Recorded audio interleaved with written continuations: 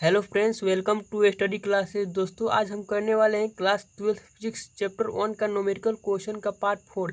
इसके पहले पार्ट 1, 2 और 3 में 1 से लेकर 15 तक क्वेश्चन बनाए हैं। तो सबसे पहले उस वीडियो को जाकर देखिए जिसका लिंक डिस्क्रिप्शन में है। तो चलिए आज शुरू करते हैं क्वेश्चन नंबर 16 से। 16 नंबर क्वेश्चन है, अभ्यास 1.15 के एक समान विद्युत क्षेत्र, यानी इसके पहले वाले क्वेश्चन में जो विद्युत क्षेत्र दिया था उसी का उपयोग यहाँ भी करेंगे। और 20 सेंटीमीटर भुजा के किसी घन से निर्देशांक फ्लक्स निर्देशांक तलों के समांतर है। और तो कितना नेट फ्लक्स है, तो देखिए यहाँ पर दिया है विद्युत क्षेत्र 1.15 के एक समान विद्युत क्षेत्र। ठीक है, तो इसके पहले वाले में जो विद्युत क्षेत्र दिया था उसी का उपयोग करेंगे। तो सबसे पहले उसको हम देख लेते हैं।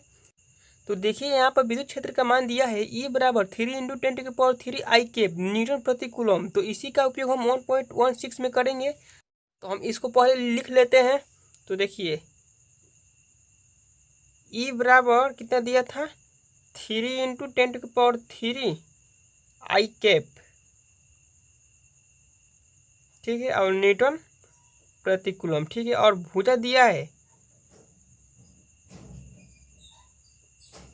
भुजा बराबर 20 सेंटीमीटर, जिसको हम मीटर में चेंज करेंगे तो 20 × 10⁻² मीटर आएगा। तो अब देखिए यहाँ पर दिया है जिसके फ्लक्स निर्देशांक तलों के समांतर है, यानी कि घन की जितनी भी फ्लक्स है निर्देशांक तलों की समान है, अर्थात एक्स वाई जेड तीनों तलों की समांतर है। तो घन में प्रवेश करने वाली रेखाओं की संख्या घन से निर्गत रेखाओं की समान होगा। और यदि ऐसा होगा तो यहाँ पर फाई का मान यानी फ्लक्स 0 होगा। तो ठीक है, 5 बराबर 0। इन बातों को आप लोगों को याद करना होगा कि जिसके फ्लक्स निर्देशांक तलों के समांतर है तो घन में प्रवेश करने वाली रेखाओं की संख्या घन से निर्गत रेखाओं की संख्या के समान होगा। और अगर यदि ऐसा होगा तो फाई का मान 0 होगा। ठीक, तो आइए चलते हैं क्वेश्चन नंबर 17 की ओर। 17 नंबर क्वेश्चन है, किसी काले बक्स के पृष्ठ पर विद्युत क्षेत्र को सावधानीपूर्वक ली गई माप यह संकेत देता है कि बॉक्स से गुजरने वाली net flux 8.0 × 10⁻³ newton metre square प्रति कूलम है।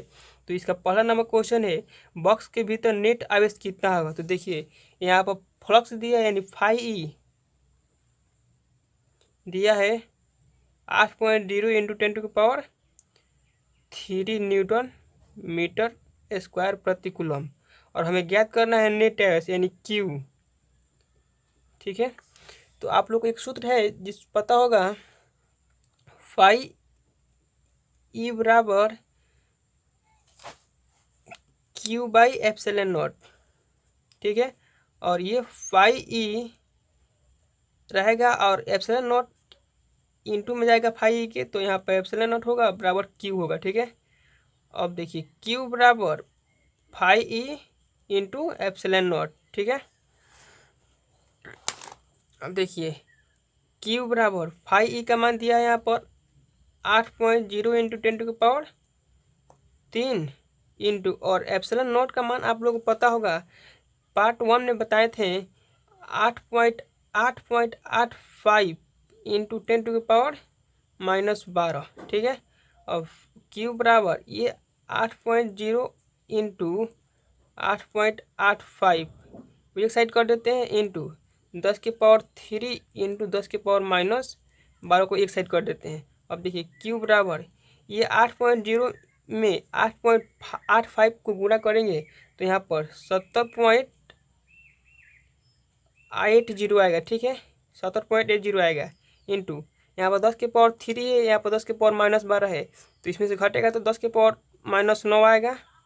अब देखिए क्यू बराबर ये दशमलव यहाँ है, इस दशमलव को यहाँ तक ले जाएंगे तो यहाँ पर 7.08 आएगा, इंटू, और इस दशमलव को यहाँ से यहाँ तक ले गए हैं तो यहाँ पर 10⁻⁻9 से 10⁻⁻8 हो जाएगा। ठीक है, तो 10⁻⁻8 और क्यू का मात्रक कूलम होता है, और यही मेरा आंसर होगा।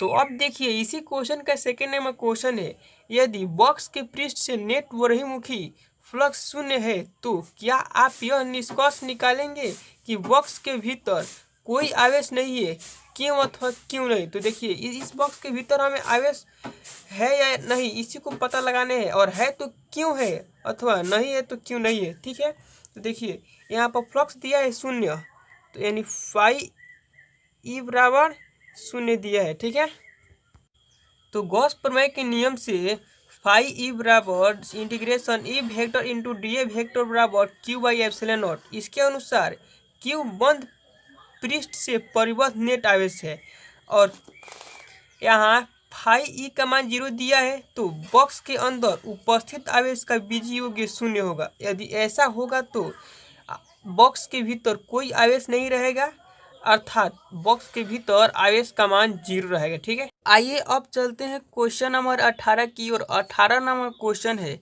चित्र 1.34 में दर्शाया अनुसार 10 सेंटीमीटर भुजा के किसी वर्ग के केंद्र से ठीक 5 सेंटीमीटर पर कोई 10 माइक्रोकूलम आवेश रखा है। इस वर्ग से गुजरने वाला वैद्युत फ्लक्स का परिमाण क्या होगा। तो देखिए यहाँ पर एक वर्ग है जिसके केंद्र से 5 सेंटीमीटर पर कोई 10 माइक्रोकूलम आवेश रखा है। तो देखिए इसको लिख लेते हैं, आवेश बराबर 10 माइक्रोकूलम, जिसे हम कूलम में चेंज करेंगे तो 10 × 10⁻⁻6 कूलम होगा। और यहाँ 10 और यहाँ 10 दोनों संख्या सेम है, तो इसमें से घटेगा तो 10⁻⁻5 होगा। ठीक है, तो अब देखिए, तो यहाँ पर एक वर्ग दिया है जिसे हम किसी घन का एक फलक मान लें तो कोई दिक्कत नहीं है। ठीक है, तो हम मान लेते हैं इस वर्ग को एक घन का फलक है। ठीक है, और हमें पता है कि किसी भी घन में 6 फलक होती है। ठीक है, और इस वर्ग को हम एक घन का फलक माने हैं, तो इससे गुजरने वाली फ्लक्स का परिमाण हमें ज्ञात करना है। तो देखिए इस वर्ग से गुजरने वाली फ्लक्स को ज्ञात करने के लिए इस वर्ग को 6 से भाग देंगे, क्योंकि किसी भी घन में 6 फ्लक्स होती है और इस वर्ग को हम किसी घन का फ्लक्स माने हैं। तो चलिए ज्ञात करते हैं, फाई डैश ई बराबर फाई ई बटा 6। ठीक है, यानी फाई डैश ई बराबर फाई ई का सूत्र होता है Q by epsilon not into 6। तो आप देखिए यहाँ पर फाई डैश ई बराबर क्यू का मान यहाँ पर दिया है 10⁻⁻5, तो लिखते हैं 10⁻⁻5 बटा एप्सिलॉन नॉट का मान होता है 8.85 × 10⁻12 इंटू 6, ऐसा वैसे लिख देते हैं। अब देखिए फाई डैश ई बराबर ये 10⁻⁻5 है, और यहाँ 8.85 × 10⁻12 इंटू 6 है।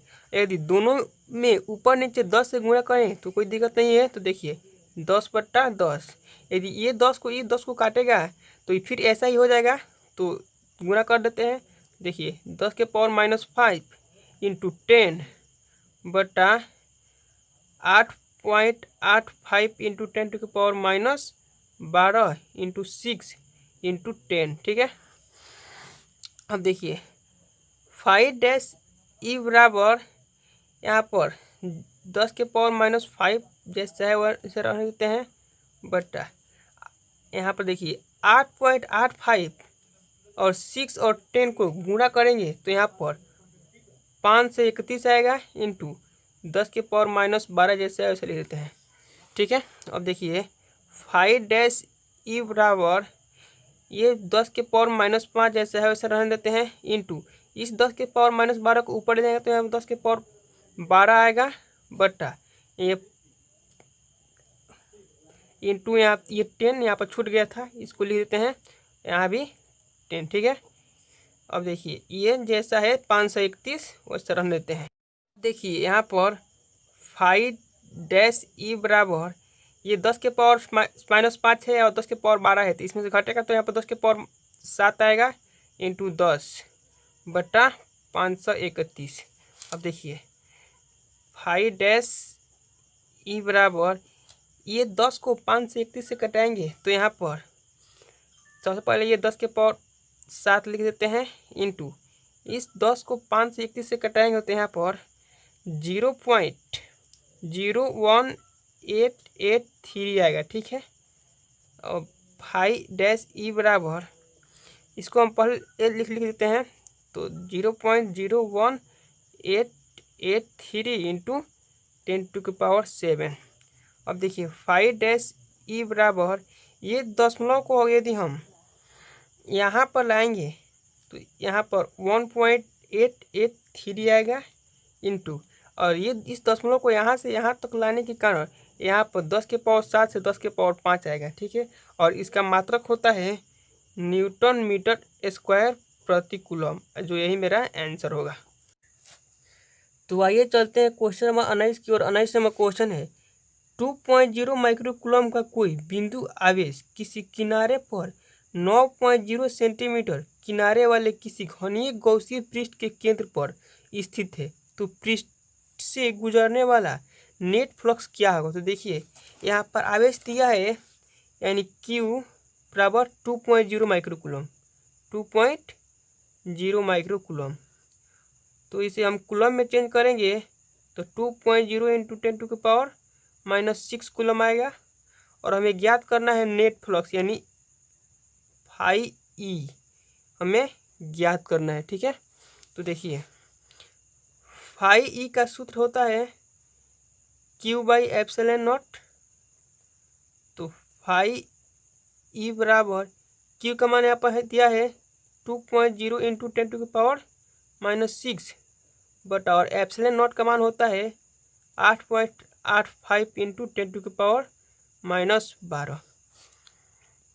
फाई ई बराबर ये 2.0 रहेगा इंटू 10⁻⁻6 इंटू इस 10⁻⁻12 को ऊपर आ जाएगा तो यहाँ पर 10⁻12 आएगा।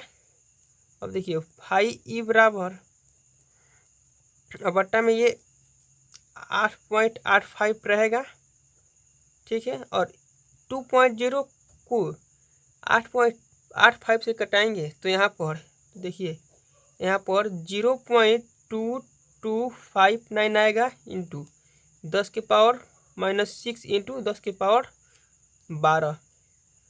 अब फाई ई बराबर 0.2259 इंटू यहाँ पर 10⁻⁻6 है, यहाँ पर 10⁻12 है, दोनों संख्या सेम है तो इसमें से घटेगा 10⁻6 आएगा। अब देखिए यहाँ पर फाई ई बराबर 0.2259 इंटू 10⁻6 है, तो इस पॉइंट को हम यहाँ से यहाँ तक लाते हैं, ठीक है। तो यहाँ पर 2.259 आएगा इंटू, और इस दशमलव को यहाँ से यहाँ तक लाने के बदले में यहाँ पर 10⁻6 से 5 आएगा, क्योंकि एक संख्या भगाए हैं तो यहाँ एक संख्या कम हो गया, यानी 10⁻6 से 10⁻5 आएगा, ठीक है। और इसका मात्रक होता है न्यूटन मीटर स्क्वायर प्रति कूलम, और यही मेरा आंसर होगा। तो आइए चलते हैं क्वेश्चन नंबर 20 की ओर। 20 नंबर क्वेश्चन है किसी बिंदु आवेश के कारण उस बिंदु को केंद्र मानकर खींचे गए 10 सेंटीमीटर त्रिज्या के गोलीय गौसीय पृष्ठ पर विद्युत flux -1.0 into 10⁻³ newton metre square प्रति कूलम है। तो इसका पहला क्वेश्चन है गौसीय पृष्ठ की त्रिज्या 2 गुनी कर दी जाए तो पृष्ठ पर कितना फ्लक्स गुजरेगा। और बी नंबर क्वेश्चन है बिंदु आवेश का मान क्या होगा। तो देखिए यहाँ पर त्रिज्या दिया है, यानी कि r बराबर 10 सेंटीमीटर, और फ्लक्स यानी फाई ई बराबर -1.0 इंटू 10⁻³ न्यूटन मीटर स्क्वायर प्रति कूलम, ठीक है। और इसका पहला क्वेश्चन दिया है गौसीय पृष्ठ की त्रिज्या 2 गुनी कर दी जाए तो पृष्ठ पर कितना फ्लक्स गुजरेगा। तो आप लोगों को पता होगा गौसीय पृष्ठ से गुजरने वाली फ्लक्स त्रिज्या पर निर्भर नहीं करता है, अतः त्रिज्या को 2 गुनी करने पर भी फ्लक्स के कोई परिवर्तन नहीं हुआ। तो इसको हम लिख देते हैं। तो देखिए गोलीय गौसीय पृष्ठ से गुजरने वाले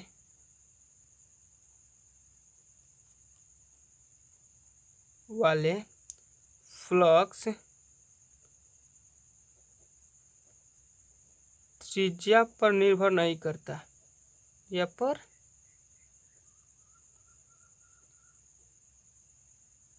नहीं करता। अतः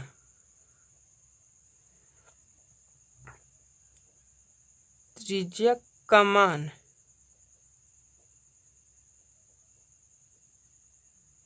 दो गुनी करने पर भी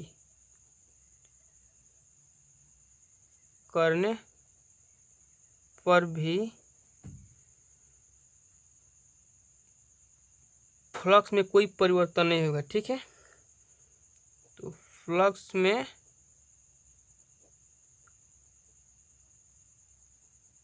कोई वर्तन नहीं होगा।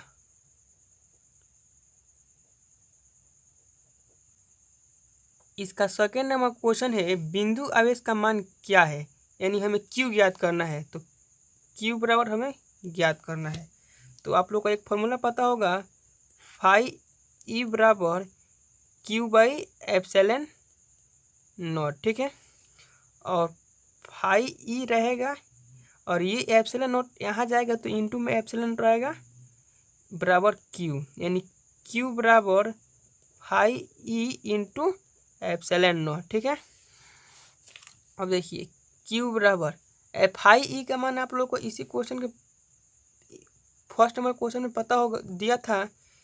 इसका मान होता है -1.0 इंटू 10⁻³ और एप्सिलॉन नॉट का मान आप लोग को पता होगा 8.85 इंटू 10⁻⁻12। अब देखिए क्यू बराबर यहाँ पर -1.0 दे देते हैं और पहले इसको लिख देते हैं इंटू 8.85, अब इंटू 10⁻⁻12 इंटू यहाँ पर इसको लिख देते हैं 10⁻3। अब देखिए क्यू बराबर -1.0 इंटू 8.85 इंटू यहाँ पर 10⁻⁻12 है, यहाँ पर 10⁻3 है, तो इसमें से घटेगा तो यहाँ पर 10⁻⁻9 आएगा। अब क्यू बराबर यहाँ पर -1.0 है और यहाँ पर 8.85 है, दोनों में गुना करेंगे तो यहाँ पर -8.85 आएगा इंटू 10⁻⁻9 आएगा। और आवेश का मात्रक होता है कूलम, जो यही मेरा आंसर होगा। हाँ, तो आज के लिए बस इतना ही। यदि ये वीडियो आप लोगों को पसंद आया तो लाइक शेयर और सब्सक्राइब करें, और सब्सक्राइब करने के बाद बेल आइकन को प्रेस करें ताकि ऐसे में और वीडियो बनाऊं तो उसका नोटिफिकेशन आप लोगों को मिल जाए।